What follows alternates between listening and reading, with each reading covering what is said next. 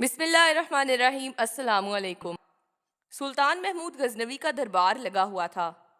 دربار میں ہزاروں افراد شریک تھے، جن میں اولیاء، کتب اور ابدال بھی تھے۔ سلطان محمود نے سب کو مخاطب کر کے کہا، کوئی شخص مجھے حضرت خضر علیہ السلام کی زیارت کرا سکتا ہے؟ سب خاموش رہے۔ دربار میں بیٹھا ایک غریب دیہاتی کھڑا ہوا اور کہا، میں زیارت کروا سکتا ہوں۔ سلطان نے شرائط پوچھی تو عرض کرنے لگا، 6 ماہ دریا کے کنارے چلہ کاٹنا ہوگا، لیکن میں ایک غریب آدمی ہوں، میرے گھر کا خرچہ آپ کو اٹھانا ہوگا۔ سلطان نے شرط منظور کر لی۔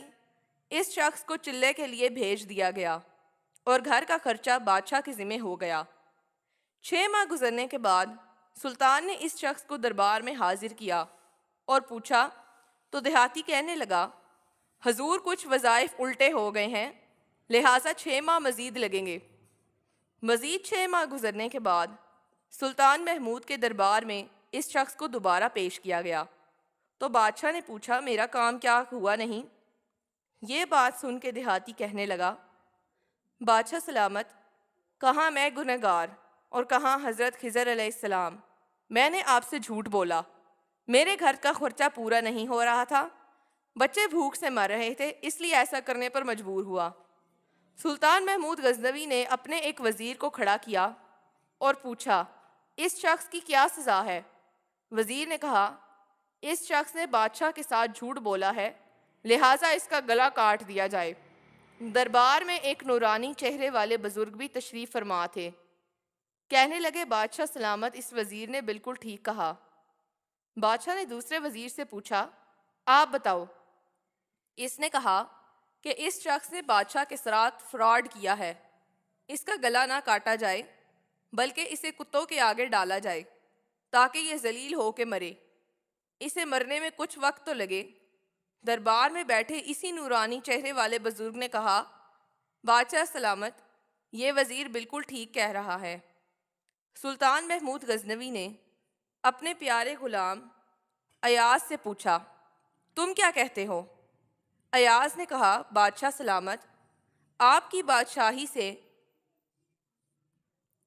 1 سال ایک غریب کے بچے پلتے رہے، آپ کے خزانے میں کوئی کمی نہیں آئی اور نہ ہی اس کے جھوٹ سے آپ کی شان میں کوئی فرق پڑا۔ اگر میری بات مانیں تو اسے معاف کر دیں، اگر اسے قتل کر دیا تو اس کے بچے بھوک سے مر جائیں گے۔